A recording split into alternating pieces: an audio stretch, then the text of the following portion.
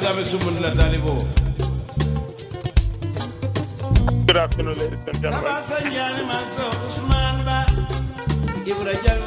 Welcome to another episode.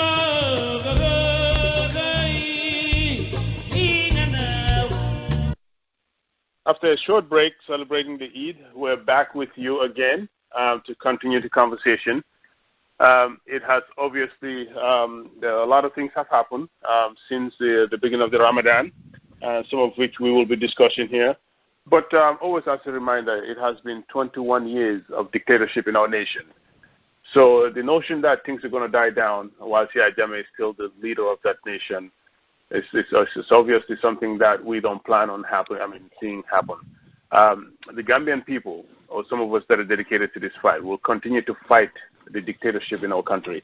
And that's why this afternoon I've invited a young man, someone a lot of people that will be listening to this conversation are very familiar with.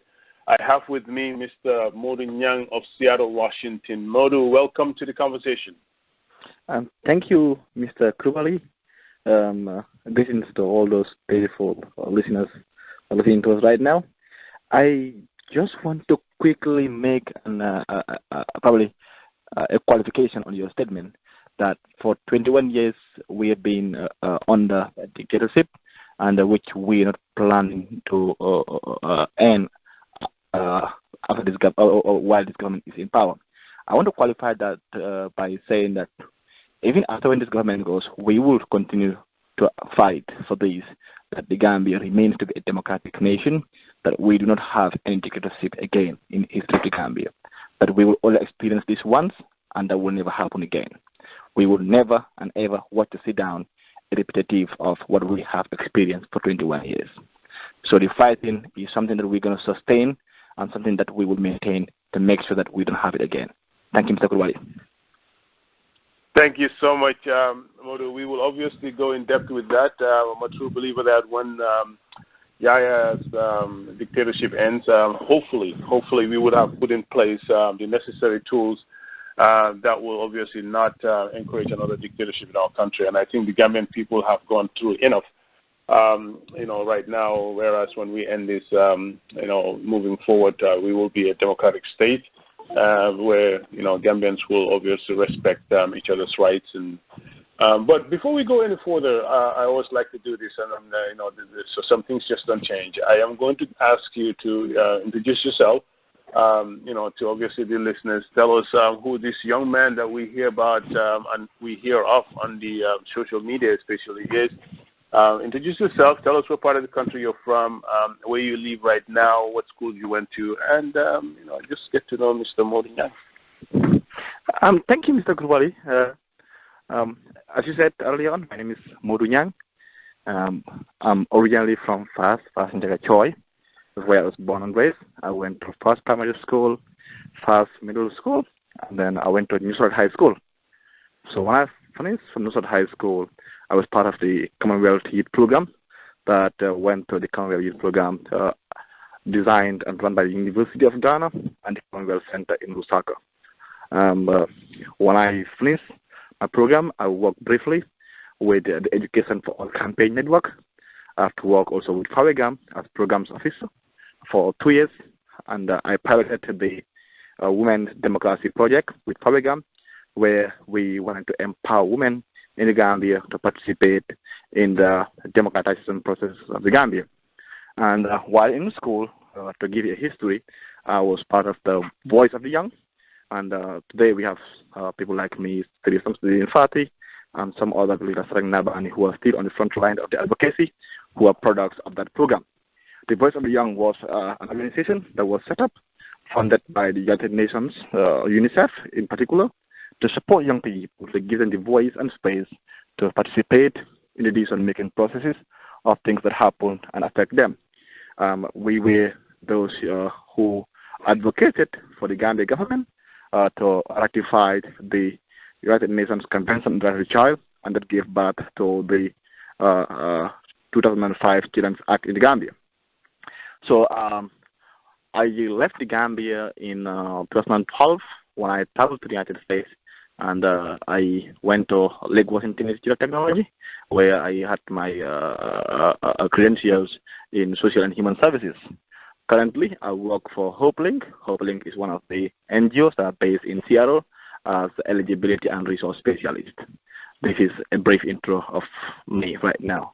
Until you want to ask anything specific. Thank you so much for that. You said you're from Fas Njagachoy, which obviously we will talk about. Fas is definitely, I think, will go down in Gambian history as one of the first places where the opposition really defied the current regime. Talking about the Fas Njagachoy standoff.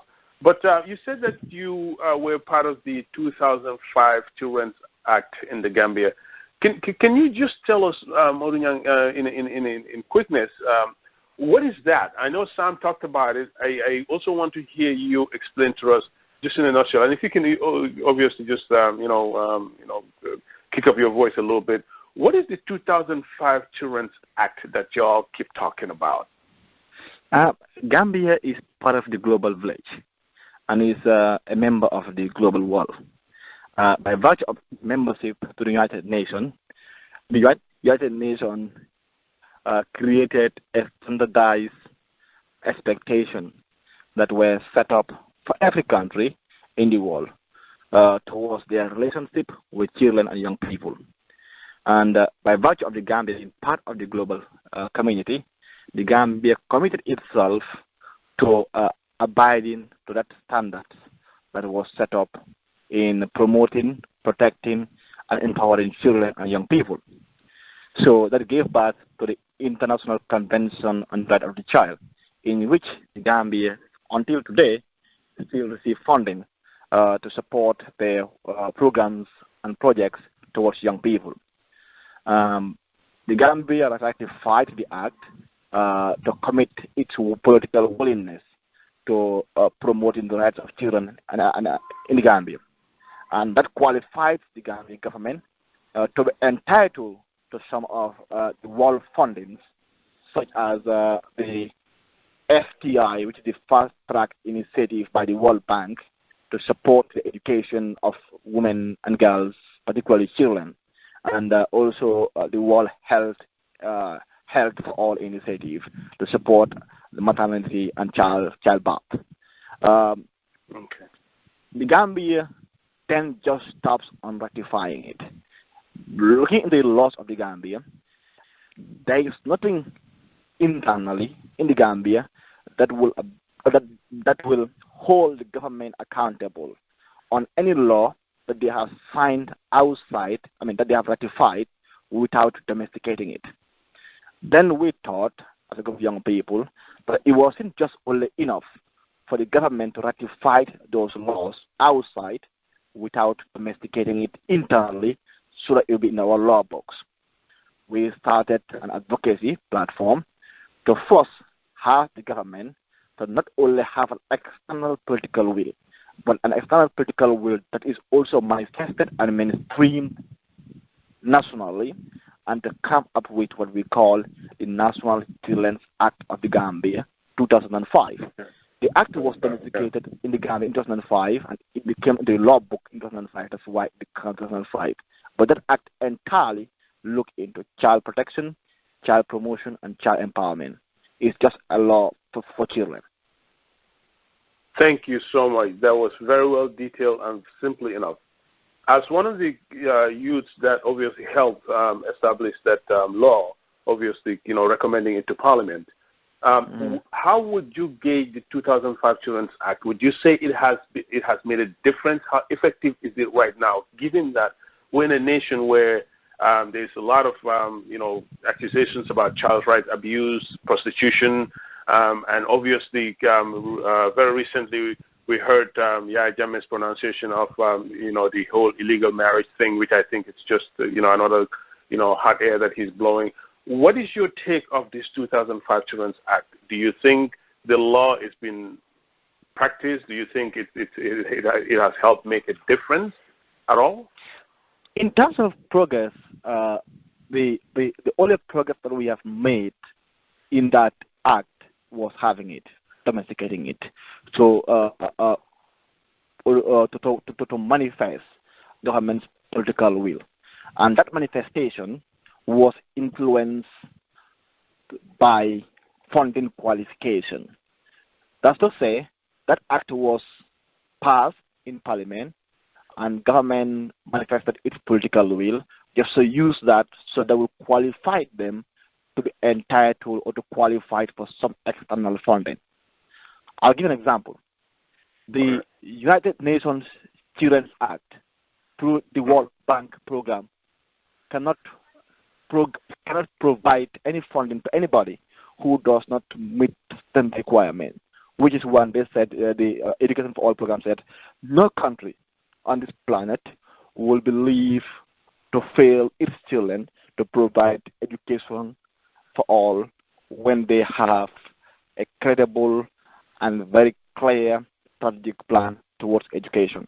So all those laws came so that they will qualify the government to say, okay, we have this National Children's Act, which is saying that every child must be provided free and compulsory basic education, for instance. So that is a way of showing the international world, the FTI, or the World Bank in particular, that we have the political will to provide our children education for all, but we do not have the resources. So give us the money. And that is convincing enough. Did the government get money for this act? The government has been receiving funding for 10 years with that. And have they been using the funding for the right purpose? In other sense, that's what I'm asking. How effective do you know? I will come into that. So when government was receiving those funding, and this is just specifically for education, for instance, we talk about education, for instance, and we talk about the rights of our children. The government said they will provide free and compulsory basic education, and the act was domesticated in 2005. Before the act, we had the Constitution in 1997 that also stressed out of providing free and compulsory education. There have been never free education in the Gambia since 1994 to date, until after the government of the Gambia proclaimed to be providing free education, which is not the reality. What they do is they cover free tuition fees in public schools, and the budgetary gap is also covered into the tuition books or to the cost of books. In a simple sense, what I'm trying to say here is, they said, okay, the cost of education is, for tuition fees, $200 is per child going to secondary school. We will waive that for you. But your parents should pay the cost of learning books or learning materials, which is costing $4,500. Okay. So which means they are asking parents to pay an extra amount of 2,500% of what government is paying. Okay. So which means parents pay more than government's contribution, and government takes the credit of providing free education. When in actuality, they just allocating $200 per child for school. That's to cover their tuition fees, and they're asking parents to supplement the budgetary gap by paying $4,500. So parents pay more towards school than government. And the government in turn comes back to brag up and say they are providing free and compulsory education. In 2008, the Gambian government and all those other governments were asked to demonstrate their political will by allocating 20% of their national budget to education. Gambia government claimed at the time to have provided 20% of their national budget to education, when in actuality, or in reality, the budget allocation for education at the time was 16.9%. They went to the World Bank to report that they have provided 20% of their budget, or 20% of their budget to education. In contradictory to what they said, the UNICEF country representative at the time, Mo Nyang, was a United Nations on a different forum, but also delivered a statement that contradicts the government statement by saying that the Gambia government at that time were only providing 16.9% of their national budget to education, while the Minister of Education, Fatou Lamin Faye, has earlier on that day said they're providing 20% of their national budget to education, which contradicts the story. So when the United Nations verified, they said the Gambia were cooking the numbers. In actuality, the UNICEF figures were what was the truth, and the Ministry of Education's figures was not found and wasn't true. So they penalized the Gambia by cutting down on their approved budget. So which means they approved $54 million to Gambian education at a time, but they cut the budget to $30 million. Penalty for make of those numbers. So what Jammeh did was, when he knew that this happened because of the UNICEF's report, he gave a personal non grata for the UNICEF rep to live in the country in 24 hours. So, coming back into the law, the law has not affected or haven't impact on the children in the Gambia until now. I mean, the law hasn't served the purpose. For instance, we have a beautiful document out there, which is a law. But in reality, we don't have an institutional home to implement those laws. Until now, we don't have a Ministry of Children's Affairs. So if a child is raped in the Gambia, for instance, the child cannot go to any institutional house to seek for redress, or there's no institutional home in the government of the Gambia that will own the issue and take it as a responsibility. When Yusuf Allo, Bailo's son, was arrested, there was no institutional home in the Gambia who could have stand within the government framework to speak or to update the Gambian children on the status of Yusuf Allo. Okay. When a child is raped, for instance. Yeah. Mm-hmm. Go ahead. When a child is raped, for instance, the child will go to the police station to report the case. The police will say, no, that's not us. Go to social welfare. You go to social welfare, no, we don't go to court. So this is a court issue. Go to the court. You go to the court will tell you, no, go to health, so that they will do a testing. You go to health will say, no, we need a police report. So you keep going round to the end, and you don't even have the issue is not, nobody takes the ownership of that issue to address that. So in a sense, the government knew that there was an opportunity to make money. You guys, obviously, as the youth, knew exactly what the youth needed. You helped recommend a law which was put into place, funding received, but in actuality, they're just either not utilizing the funds effectively, or the program itself is not effective, because, like you said, when a child is raped, it's almost like they just give it a run around, or when a child is arrested. In this case, part of everything that you guys recommended to Parliament was to cover the entire protection of the child, which is, in this case, the only thing that you've mentioned here is the 200 or the tuition, the school fees that is paid for, which is obviously way less than what the parent have to pay in order for their child to even go to school. So the only thing the government focused on this whole act is just the school fees part. Everything else, nothing is working.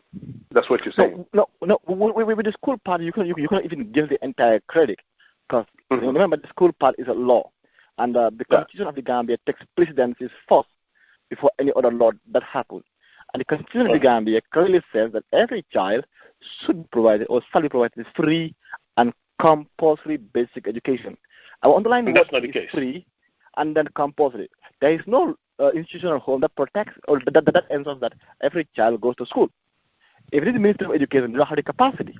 We need a Ministry of Children's Affairs. In the law, in the budget, you will see there's an allocation, there is a budget line called Ministry of Children's Affairs. It's already been accepted. In 2008, we closed the government to the corner, where myself, Sam, and the rest were involved in the interface with government and said we need a Ministry of Children's Affairs. It was approved, but until right now, until the last budget, there's nothing allocated under the ministry. So we need the ministry is not being set up right now. It is there on paper that we should have a Ministry of Children's Affairs, but there is no budgetary allocation for the ministry there. So it's just that. That's one thing. So in a sense, you would say this act that you guys recommended to the government is basically not working. And if you were to make a recommendation, would you recommend that the funding stops or the funding continues? I will put some indicators or some institutional framework to be done first by the government. First, they need to establish a permanent secretariat, or they need to establish the institutional house, which is the Ministry of Children's Affairs or a National Commission on Children's Affairs. And these were two options we gave them: either a ministry that will be on children's affairs or a commission. And if we have one of those things, then probably my best option will be to go for a commission, so that the commission will be an autonomous, separated and detached from government and work entirely on promoting and protecting the rights of children, backed by government with laws and given the powers to act. And even if government is involved in guilt with that contradictory to what the act is saying, then government should be sued to court. For instance, if there's a commission, the commission will help parents who go to a school and their children are not sent out of school because they couldn't pay. Then the commission will stand for those children and sue government to court for violating a right that is in the Constitution that says the government should provide free and compulsory education. So the government isn't free. If government doesn't provide education or send a child out of school because that child cannot pay school fees or that child cannot pay a cost in school, then that person's right is being violated by government. That's government supposed to ensure that that person enjoy that right without being sent to school because of his or her financial status. Okay. All right. Thank you so much. I know that these topics like this sometimes can get boring, but it's very important because when we're talking about the future of the nation, I think it is a very important topic that we should definitely understand. And at some point, hopefully, we'll have the opportunity to dive into that and really talk about the law, how effective it is, and what needs to be done. And hopefully, this is the time that you really hope that the government is listening to the likes of you and Sam Fatty, that were the brainchild of this particular law. But as we know, under a dictatorship, they could care less of what you guys talk about. All they're worried about is just the funding. We will get back to that, Mr. Nyang, in a little bit. You talked about, I missed the part that you said, what is your current role? You said you work for a non-profit organization as a source, what? As an eligibility and resource specialist. Okay, eligibility and resource specialist for a non-profit organization. Can you explain in depth a little bit? And it seems like you're breaking in and out. What do you really do? Because that's a very important aspect of probably what I'm going to be talking about here. What do you in a sense do in that nonprofit? My work is entirely managing funds, allocating funds, and ensuring that funds that are given out to people, institutions, and organizations are given for the right purpose.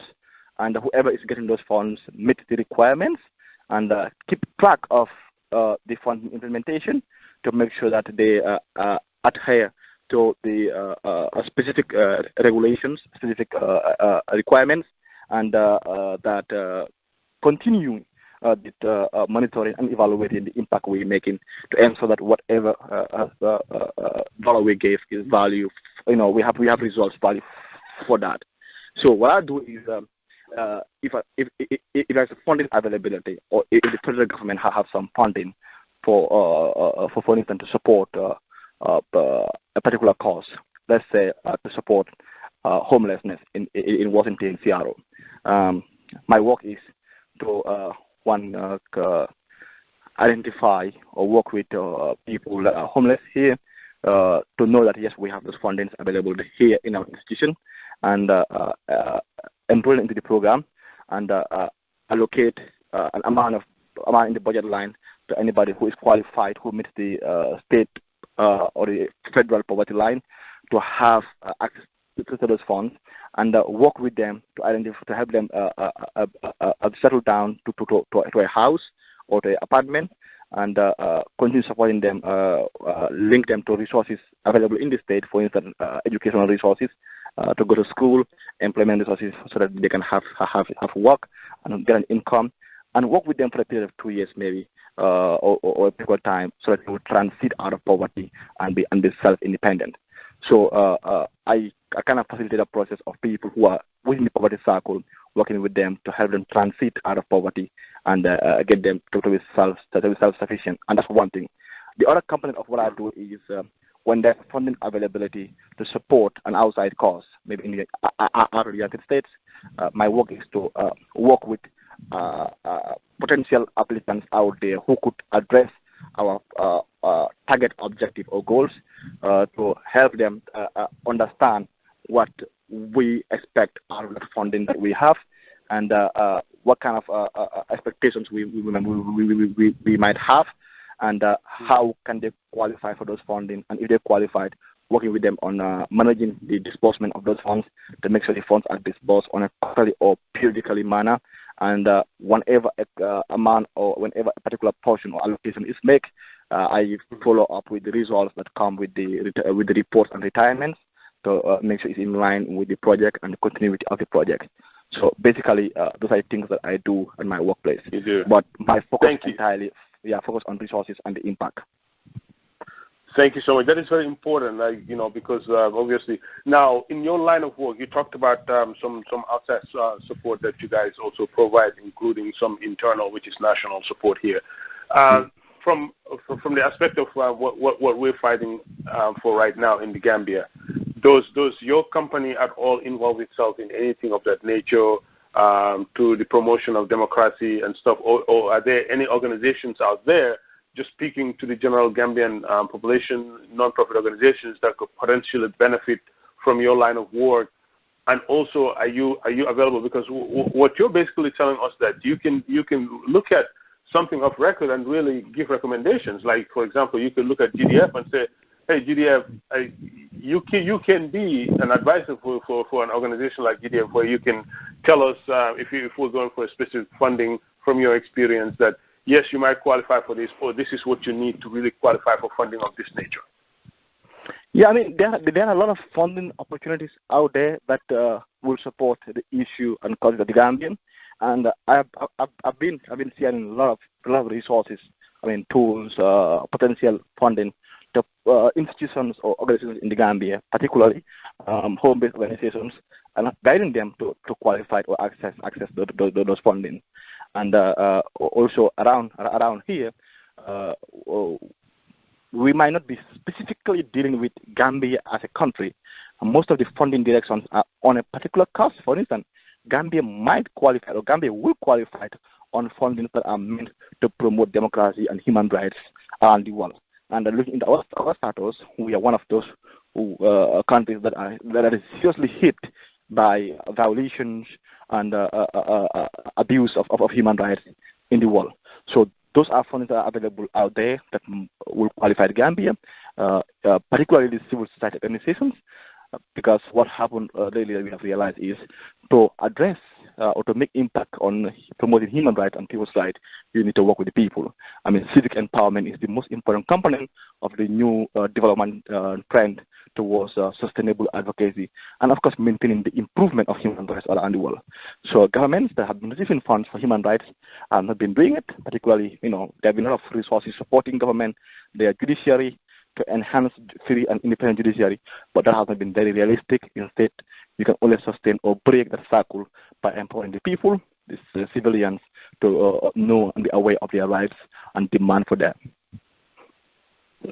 Thank you.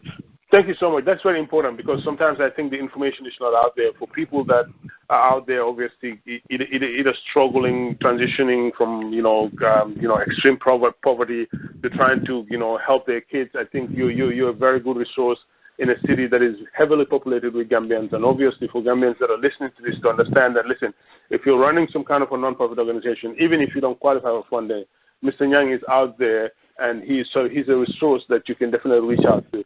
This is the little things, part of the purpose of this conversation, for us to highlight some of the things that, our people are doing in the community and how our people can really help each other out there. But thank you so much for that. You're having a little bit of background noise. Are you okay there? Yeah, I'm all right. I'm okay. I'm just walking around. Okay, good. Oh, good. Thank you so much. Thank you for that, Mr. Nyang. Ladies and gentlemen, once again, we're speaking with Mo Nyang of Seattle, Washington. Mo obviously is from Fas Jagachoi. Give us a little background about himself. We just finished talking about an act, the 2005 Children's Act, that he was a part of, that gave recommendation to Parliament to put that into law. We talked a little bit about that. And obviously his line of work, where, he obviously works for a non-profit organization that could potentially, help Gambian and Gambian organizations out there. So if you missed that part, you obviously can listen to the conversation again. If not, you can reach out to him directly and see how he can help you. I'm a true believer that we have to continue to network and continue to use each other because we are all involved in different lines of work, and obviously the more connected we are, the better it will be for us to obviously live in a foreign country and also promote our individual and collective causes. But Modu, you live in Seattle, Washington. I just left Seattle 2 days ago. I was there for an extended period of time, about a little less than 2 weeks.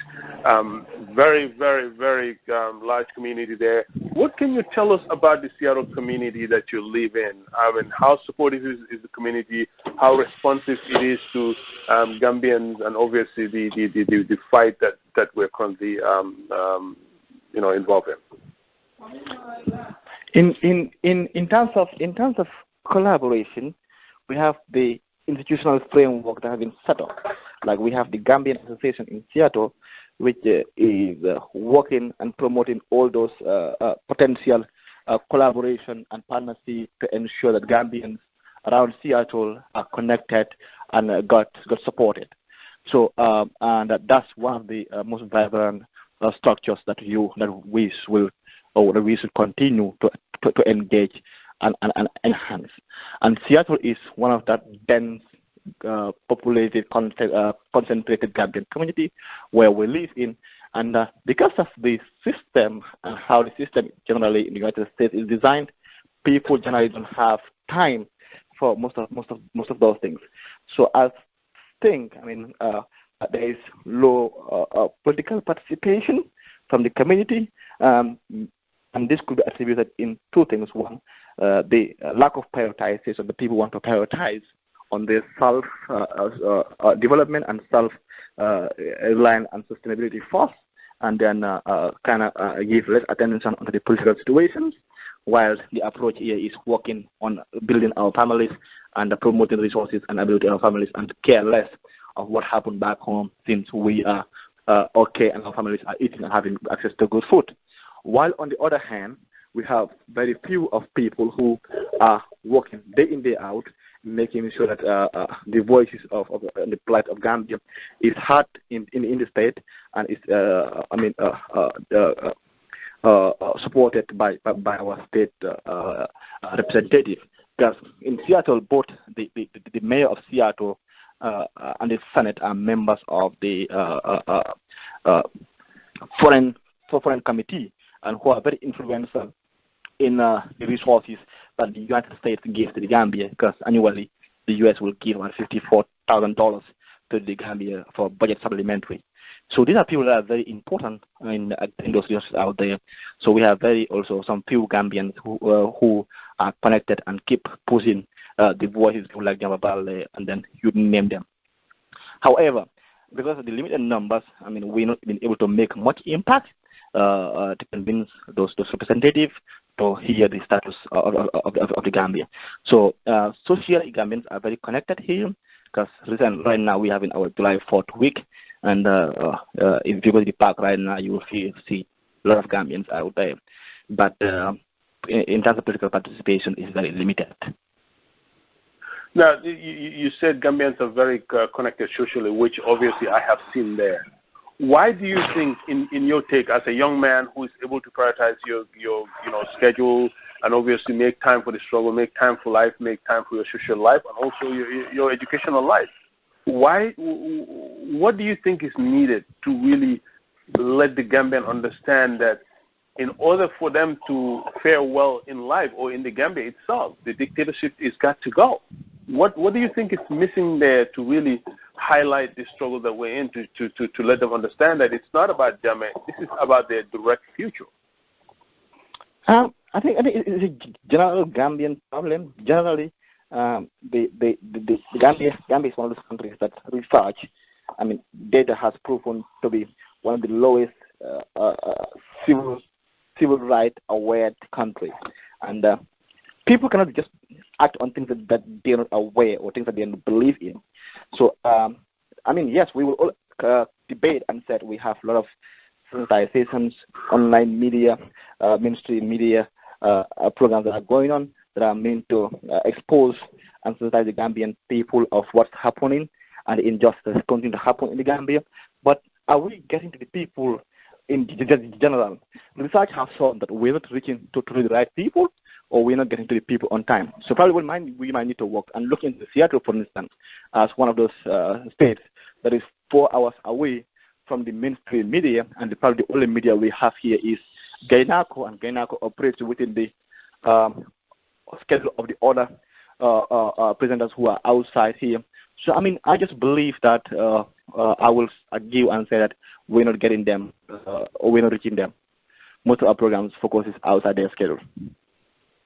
Really? So you're saying that in the Seattle area, there, Gynaco, obviously, and are you saying that the other mediums are not streaming when Seattle, because of the time difference? Are you narrowing your argument on that? That's yeah. the reason, because most of these programs are replayed. And what do you think you guys need to do there, the likes of you, the likes of Denver, and Pa Suso, to really try to really awaken the political sense of that community? Because, like I said, the social part is fine, it's faring very well, but politically it's a very dominant community. I mean, if you think about the political part, probably we need to structure ourselves on the same way that the social group has structured themselves. For instance, we have the Gambian Association in Seattle, which talks about mainly onto social events or social issues. So probably we need the same kind of structure that will work onto the political awareness. I mean, an awareness like that is or a structure or a group of people that will dedicate to raise and reach out to the Gambian people around here and focuses entirely on the political lives of the Gambians here. And probably that might help. Because, yes, we have an online media and people are due of social media. And so everybody's on social media, all seeing it, they're all reading it. But, I mean, generally we know Gambian stuff. And it's like, my family is not touched. I mean, you know what, I want to go back Gambia. I want to go back to Gambia for holidays. Or I want to go back to Gambia for my vacation.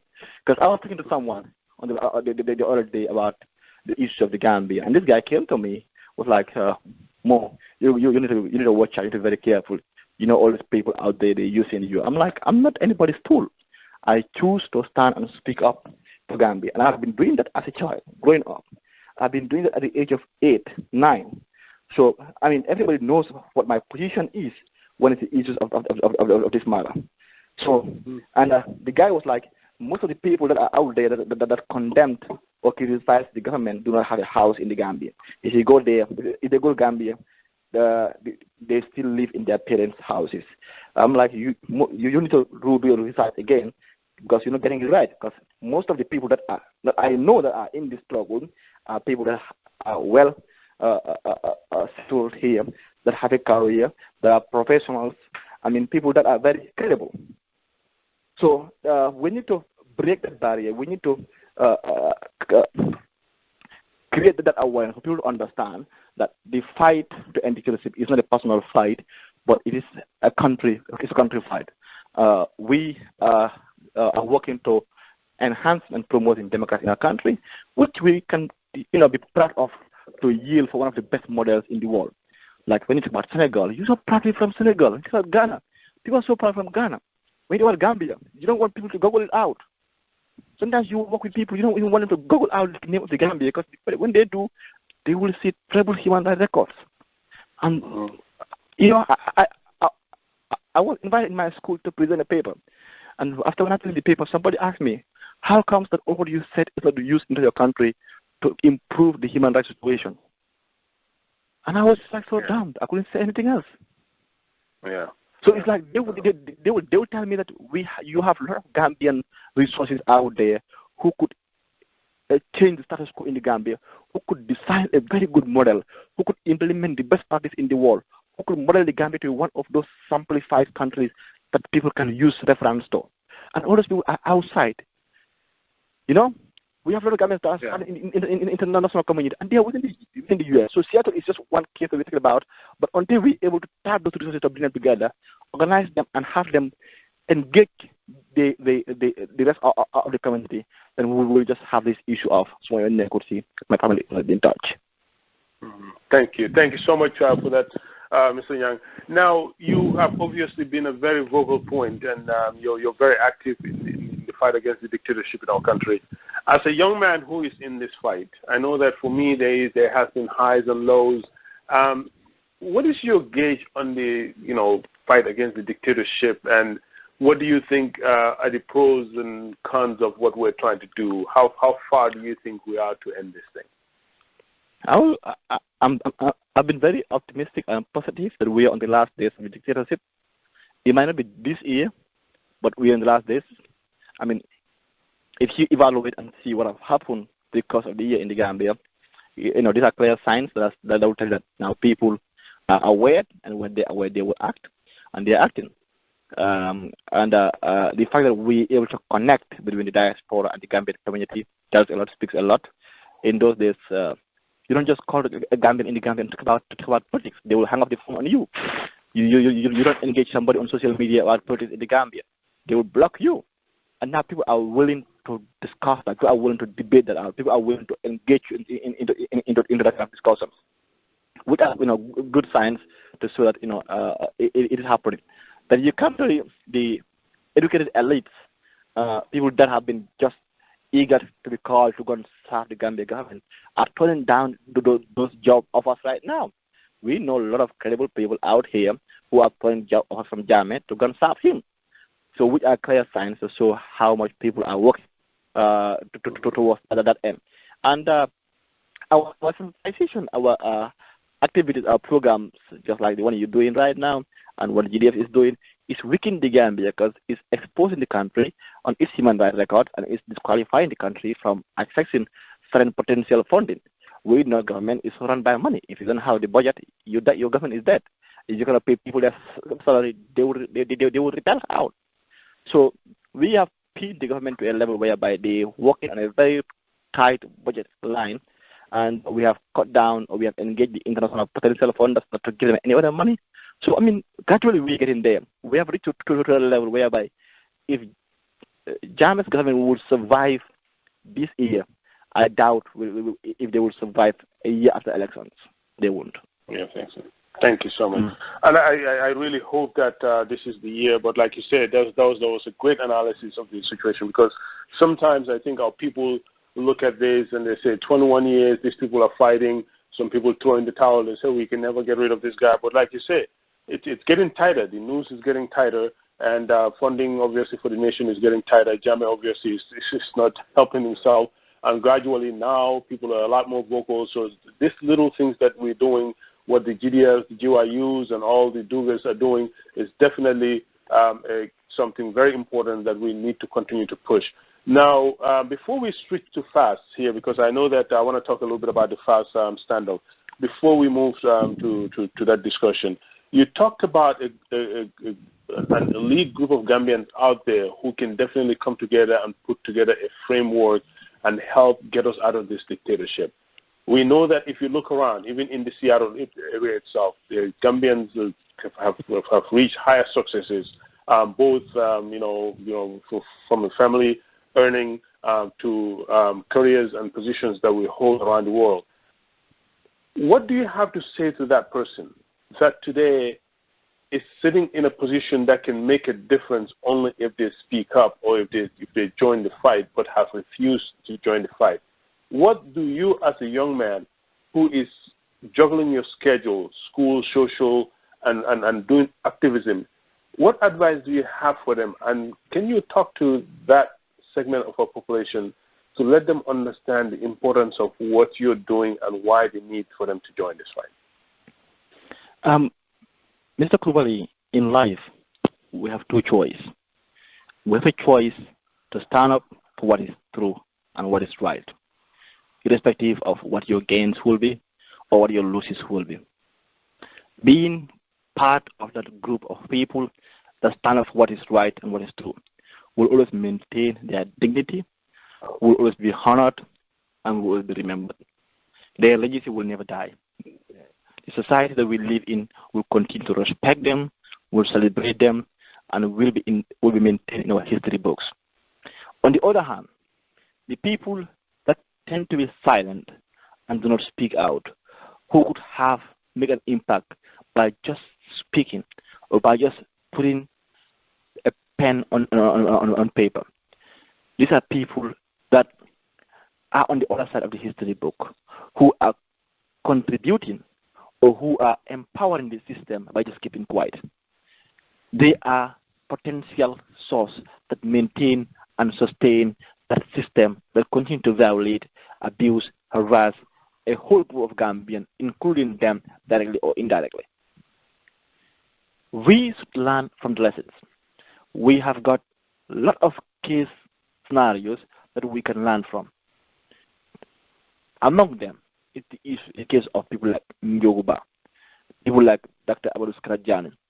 These are elites who got doctorates from high-credited universities, and they wanted to serve a system that wasn't right. So where are they now? They are that system. And the system continues. And they were being dictated, they were being run by somebody who is a high school product. And you are a PhD student. God sometimes gives us talent. And He gives us the skills, for one thing, to make an impact in life. And from our faith as Muslims, we will be held accountable for every single resource we have, including finance and human capacity, at the end of the day, how we use it. So we should be able to stand up for what is right and this right side of the story. This is the situation that we are in right now. It is about national interest that comes first. Our country is thinking, you got the access, you got the power, you got the knowledge, you got everything it takes to build out the country. Please don't just sit down and watch. Because if you do, all the people that are being buried in that big hole might be a lot. You're not too safe that you're not going to be into that hole. You could be the first person to be on the bottom of that hole, and all of us will come on top of you. I was talking to my grandpa the other day. Mm-hmm. Yeah. Go ahead. Yep. Mm-hmm. No, you're good. Go ahead. No, I mean, I was talking to my grandpa the other day, and he told me a story. And the story was the issue of a chicken. So, like I said, in the house there was a chicken. The chicken was in the house. Then we had the goat and we had the cow. So a guest came to the house, and then they told the guy that the chicken was to the goat, to tell the goat to help her, so that they will not kill her and feed the guest. The chicken ignores. So the chicken went towards where the cooking pot is, jumped into the cooking pot, and fell on the cooking pot. The whole cooking pot fell, and then the water was so hot, so it kind of poured onto the landlord's child, and the child dies. So when the child dies, they use that goat, what they kill, to feed the people that came to the burial. So that goat could have saved his life if he was able to save that chicken at the time. And the same scenario goes on to the cow. The tells you that sometimes you might not be the immediate threat, but if you don't do anything, you might be the first victim of what is happening. Indeed, Mr. Nyang, you're a good man. Thank you so much for that. And thank you so much for speaking to those people out there that have refused to obviously join the struggle as we know it right now. But like I said, we were going to let's switch for a second, Mr. Nyang, and talk about FAS Njaga Choi. You're from FAS, and I know during the government UDP standoff, you were giving people updates on FAS. Where is FAS located in the Gambia, and what can you tell us about that little town that is now part of the Gambian history, as it will be known as one of the first places that the opposition really camped and defied the government that brought about the political change that we will hopefully enjoy very soon? FAS Njaga Choi is located on the northern bank of the Gambia, just 5 kilometers away from Senegal, on the border of Karang, Senegal. FAS is a traditionally religious settlement that was settled down by the late Njaga Choi, and that's why it has that name, FAS Njaga Choi. So Njaga Choi was the first founder of FAS, and still now the Choi family are those that were identified as the first settlers of FAS.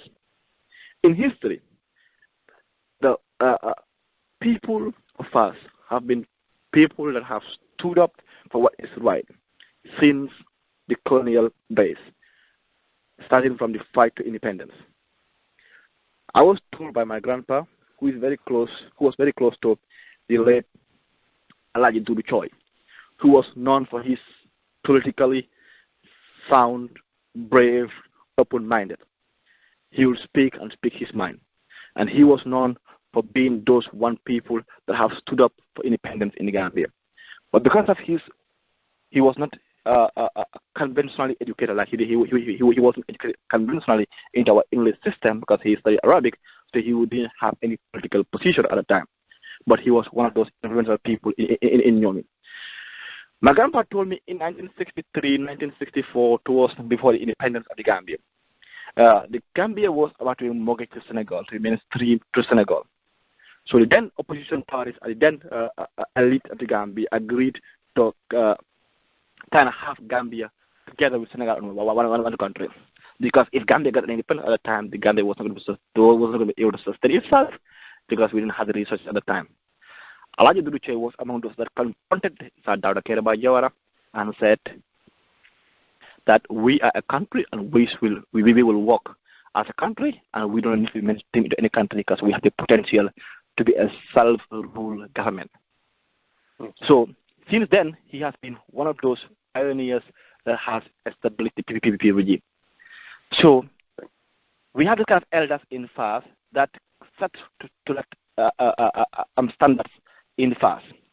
So since then, the ground has already been set for people to identify and stand up for people.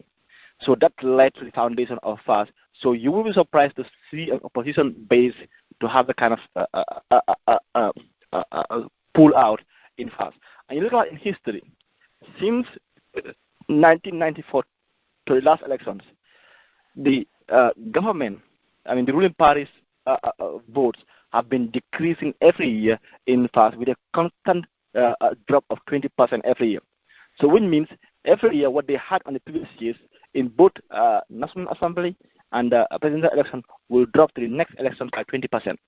So they're losing fame, they're losing hold, and for the last few elections, the NRP, Ahmad Baspari, have been constantly humiliating government in that neighborhood.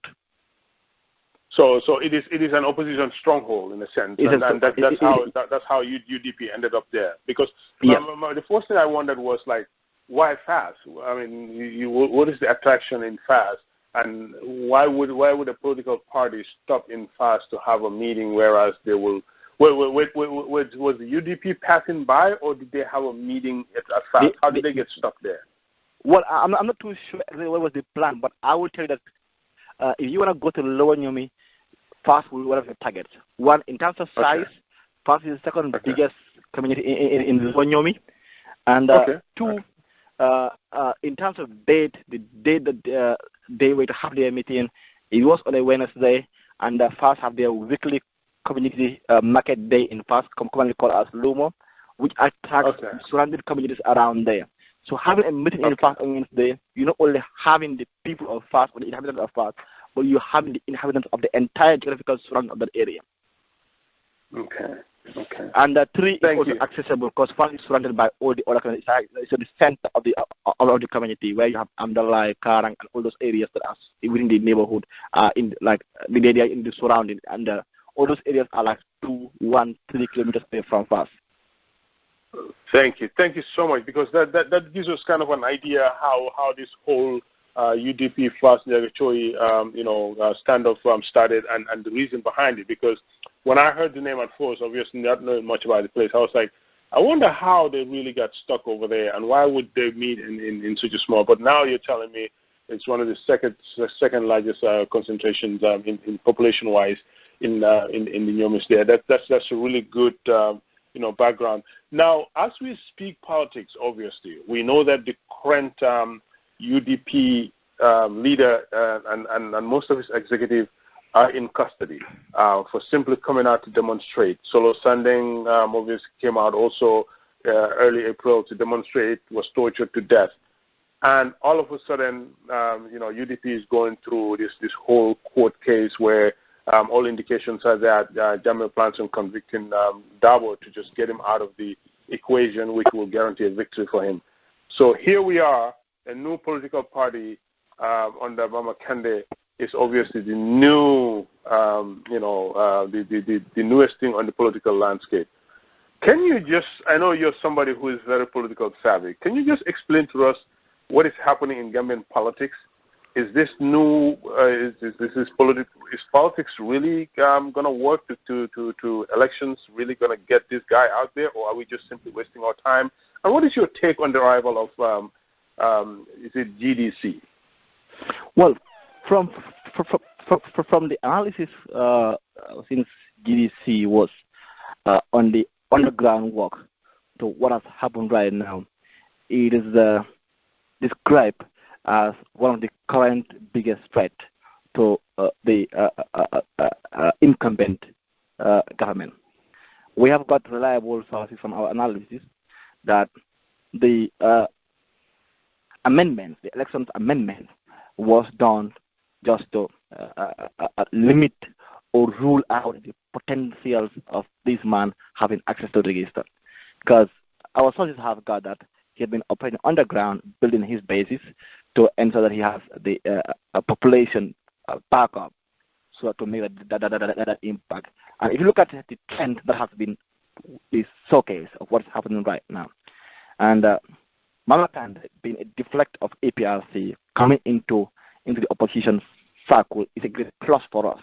Because what is telling us that, or what we learn out is we are able to penetrate and break in that already large number of the Gambian population who were victims or will be misled in terms of information and resources to stand for a dictatorship. So having Mama Kandeh come out and join the opposition group, he's coming out with numbers, and that's going to increase our numbers. So which means that we have got into the Jammeh household and we have been able to break down the household and get the population out there. So the possibility of elections or elections being a possibility of change, I am very optimistic because I believe in the civic processes, and I think that with the current status that we have, if we are able to use and galvanize our strength together, we can change it. But will this job be finished by just one party? I doubt right now, looking into what is happening right now. But will Mama Kandeh be a potential led to transform or to effect a change right now? I think yes, it is possible. And particularly in the right now, or in the current situation that we have in this UDP issue going on and having UDP leaders arrested and kept, we're going to have what we call protest vote in the Gambia. People are just going to vote for the opposition because of the injustice that has been perpetuated on DAB and the UDP. Now, going back to the newest kid in the block, or the newest party in the block, we have seen and analyzed the socio-political area, I mean the people, the human people that settle in the Gambia, and related to what is in Senegal. And we have seen a similar trend of Macky Sall coming into the game with the newest party and having to go with the largest vote, thus we're able to influence for a joint coalition for the second round to back him up to win the elections. So the kind of numbers that Mama is been seeing on social media with kind of relate or compete with Jammeh's current numbers. So, and which is a good thing for us, because elections, politics is about numbers. Having the numbers is the important thing. And I am just amazed having Mama listen to him relate the message to the Gambia's lowest man, explaining to them about the injustice that happened. How will a government who keep harassing, who keep killing, who keep threatening people come back to you and tell you, I want your vote? You know, breaking things to the lowest understandable people to understand. That's the kind of message the Gambians need to know. In terms of gaps, which I've seen clearly still now comes out of Mama, is if he wins the elections, what are the strategies that he's going to use to help us build our economy again, promote or ensure that we have an independent judiciary, empower the press to have a free press freedom. And he talked about term limit for 10-year term limit. But what is the institutional mechanism to enforce that? Because Jammeh has done the same thing, and when he came, he said that for 221 years now. So I've not seen the strategies come out of Mama still now. But having him break the numbers plus for us. So we live in that situation whereby we need to put into our analysis and said, okay, this is a guy who has the numbers, but we don't know yet what his strategy is. Will he give us a taste of what we in right now, or will he mean the 10-year time limit that he's talking about? Because right now that's the only thing that I've heard from him say in his campaign. Thank you. Mr. Mo Nyang, you are Mama Candace's advisor. Speak to him if he's listening to you. What does he need to do to really bring about the change that is needed in the Gambia? You are his advisor, not a long process. Just explain to Mama, this is what you need to do as an advisor, or as an ordinary Gambian, speaking to someone who is asking for our votes to become the next president. My advice with him is to map out a potential partnership or alliance with the opposition. Present a plan or a platform with the opposition to come together and convince the opposition to give him a chance to run under the flag of the opposition. I mean, joint combined opposition. Having Mama being back with Khalifa into a political rally, OJ speaks on behalf of Mama into a political rally, Ahmad speaks on behalf of Mama in a political rally. That I don't see any potential force will stop that force from winning elections. So the biggest strength that we have right now is having that combined force come together, and I will have Mama to present a justifiable framework with UDP inclusive, of course, to map out a potential coalition and request from them to give a chance as the first-time election contestant to go and finish the job, and also continue working with the young people, because in Gambia we know that young people between the age of 18 and 35 consist of more than 62% of the votes. And if we able to have those people vote for one person, you win, of course. So I will have him focus on more on the young people and the women, particularly the young people that boycott or that do not come to vote for elections. We have a lot of young people who don't vote because, like, to them, their vote doesn't make a difference. Either voting or not, Jammeh will still win. So if we able to break that circle of ignorance and if people realize that every vote counts and your vote could be decided in the vote, he will get to the cycle. So I will have him also engage with the international development community, and of course, I mean, we don't hope to see that, but that's when Jammeh is winning on elections and he refuses to honor the result. We'll have the international community recognize Mama and then act and support him. So that international recognition is really important. So these are the three things that I will have in focus. Thank you so much, Mr. Nyang. What is your counter argument when somebody says we have Solo dead, 21 years of oppression, Lawyer Hussein Dabo, one of the most peaceful citizens, respected in the country, with a large population of following for the UDP, illegally held, that Mama has no business to come and participate on an electoral process that everybody has claimed that it's not fair.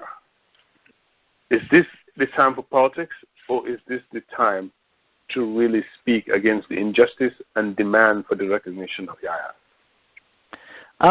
I will work on one thing here, that to effect a change in life, somebody must start it, and that the person will go to a level, their lives, their resources, their family is all taken away from them.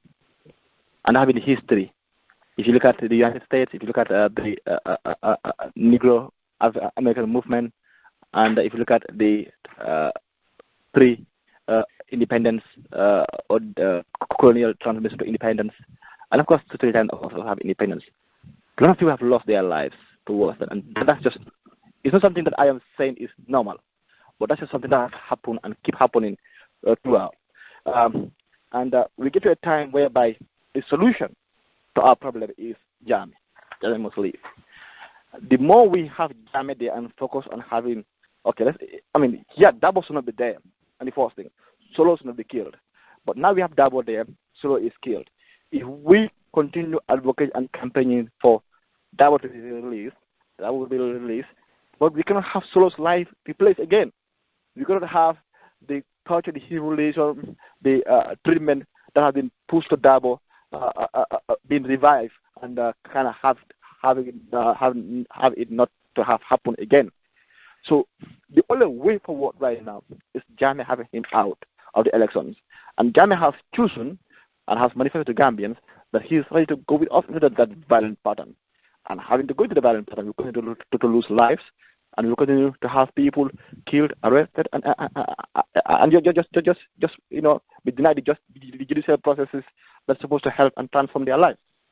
So to use another route where we will, of course, engage the civil Gambian people to whom we have the power to decide and entrust one person to be the responsibility or to lead the country, and to whom Jammeh has claimed has entrusted him the responsibility to serve and continue to lead us, will have that community of Gambians go back to him and said, now we don't want you to lead us, we want a different person. With the people that have been there, no matter how bad our laws are in the Gambia, it's the laws. That's what we have. And if we were to preside on any election, or if we were to recognize into any activity that happen, that is the basis of what we use. So the laws are the only things that we have right now that we interpret to a court of law. Jammeh has tried to implement, mainstream his criminology into our laws, and our laws are criminal laws. Yes, I agree, but that's what we have. So we should operate within that until we're able to have the access to change those laws. So now, by virtue of age, he is not qualified to contest into that election, and he has the highest number. Ahmad have been given multiple chances. He has been there. Harif has also, of course, his attempts, and we analysis has shown the progress, and of course what's happening with their figures will be dropping down. So combining all those things, this is somebody who is just coming newly and who is coming with figures and numbers, because the cards tells a lot. And people will argue if those cards are all potential voters. But I would say the fact that people are coming to listen to him is a potential platform that we can all explore together.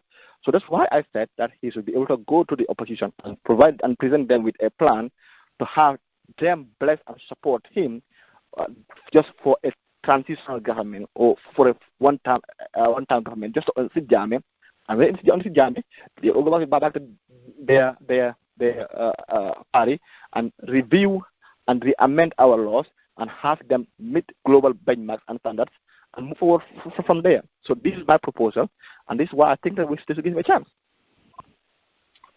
Thank you, Mr. Nyang. Ladies and gentlemen, that was Mo Nyang of Seattle, Washington, a brilliant young man.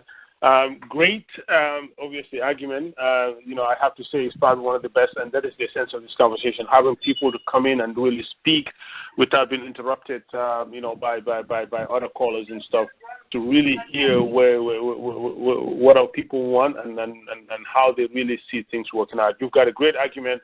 I am still with a total whole belief that this is not political season yet. I think the resources that are currently being used to, participate on a, electoral process that is obviously not fair. Again, this is, to me, is the same old game that we're playing for the last 21 years. It come December again, it's going to be another Jammeh victory, and here we are starting all over again. I would have utilized those resources and the groundwork that I've had to demand for the immediate release of Ousainou before any type of elections, because I think as we continue to dance with Jammeh to his terms, we're in a sense giving him more power and ammunition to really continue on, abusing other people. But that's a whole totally different argument. Mr. Nyang, you are a fine young man, somebody very decent that I follow on social media, very brilliant, a member of GYU. You guys doing a fabulous job.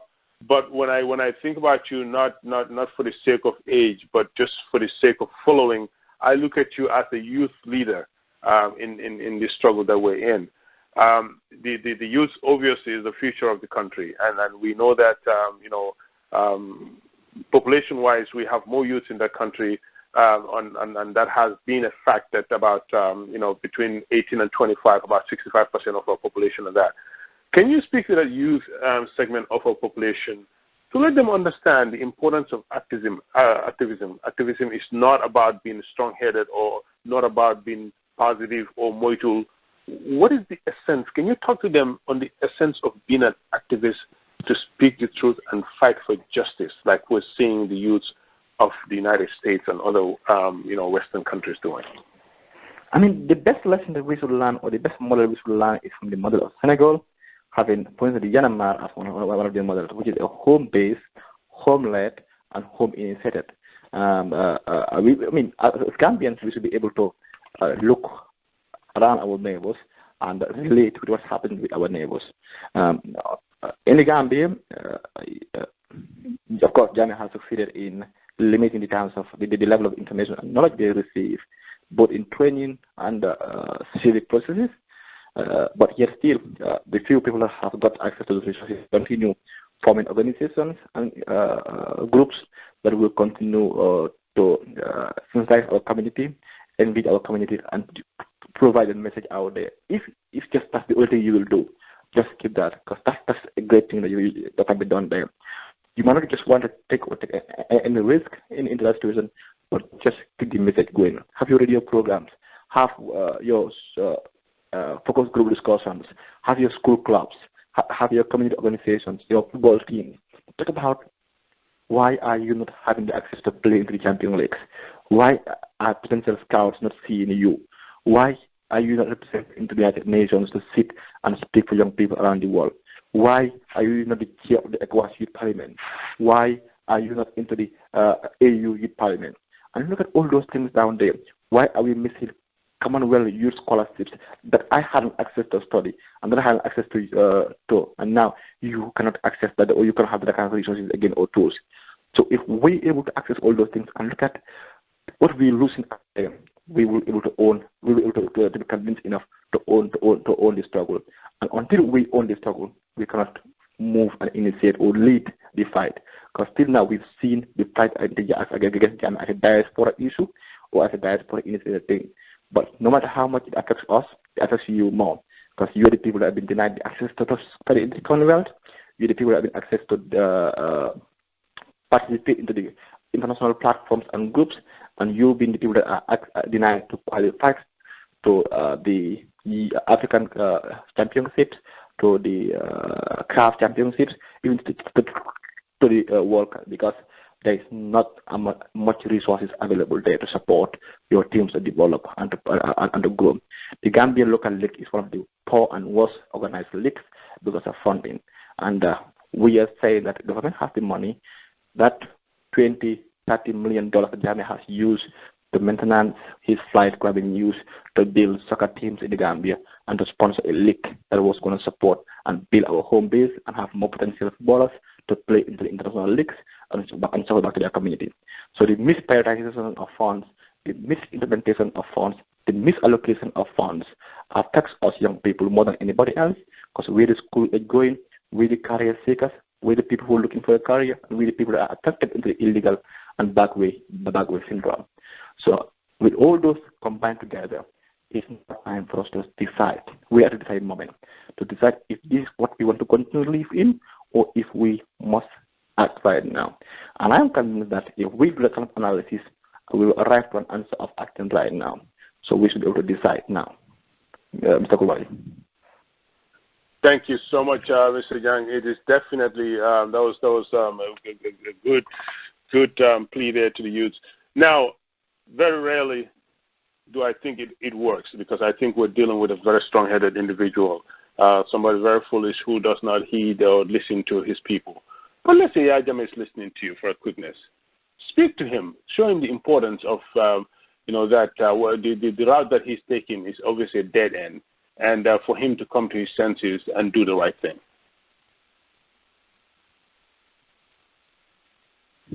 Jammeh has sworn to protect and respect our Constitution as the basis of the laws.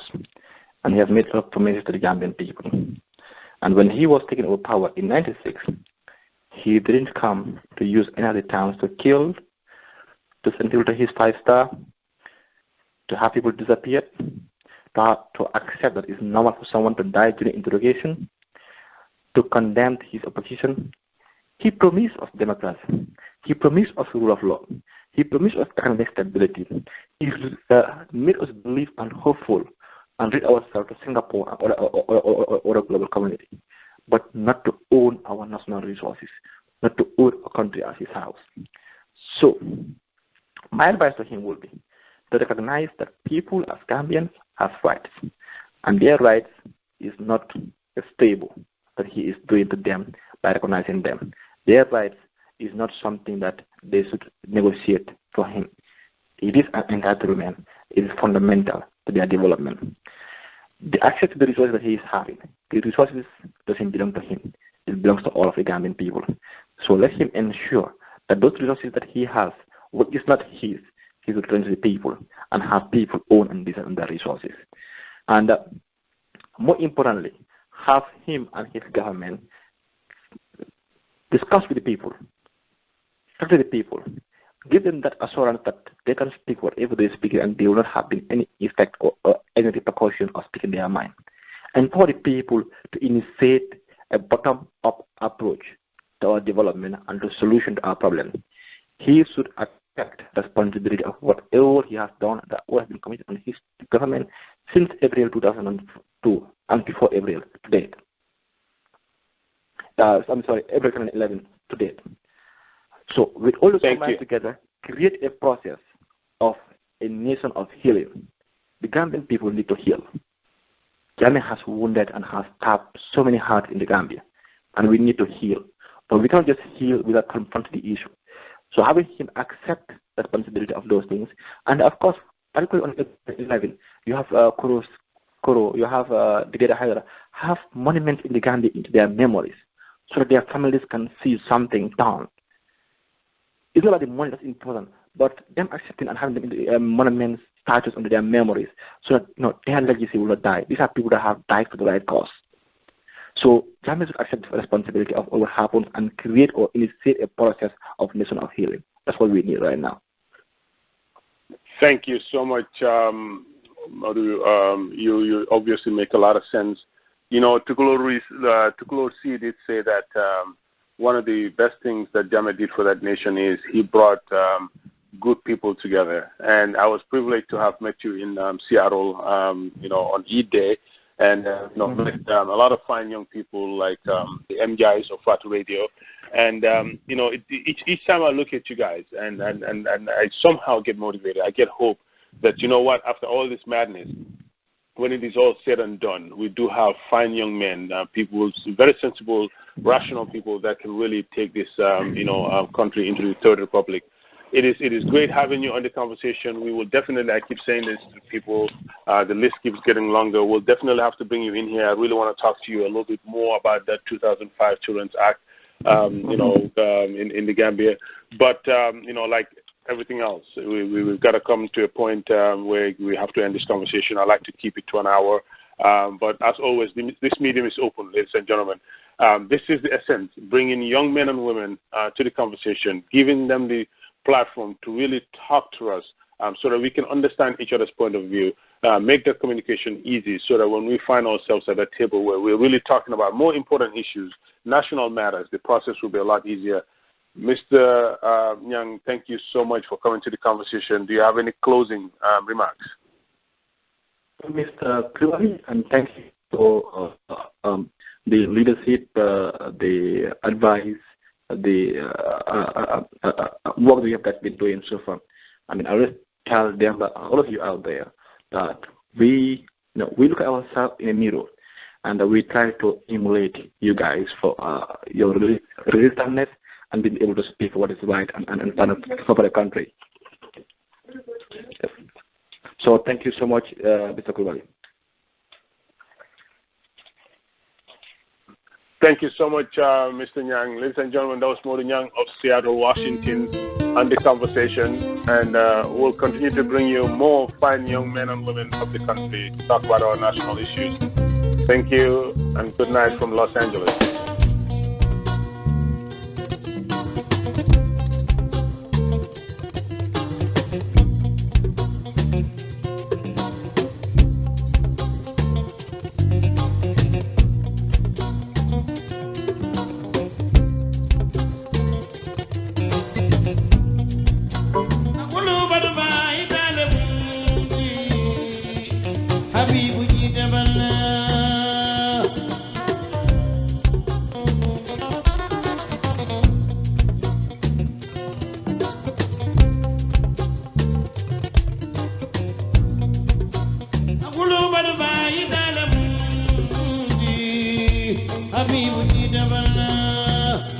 Jabata be sumulla talibo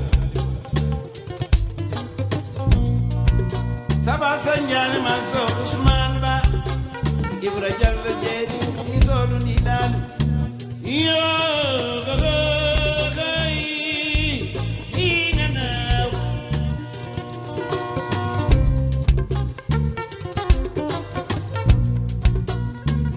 Ni denda mari mandan nale Idale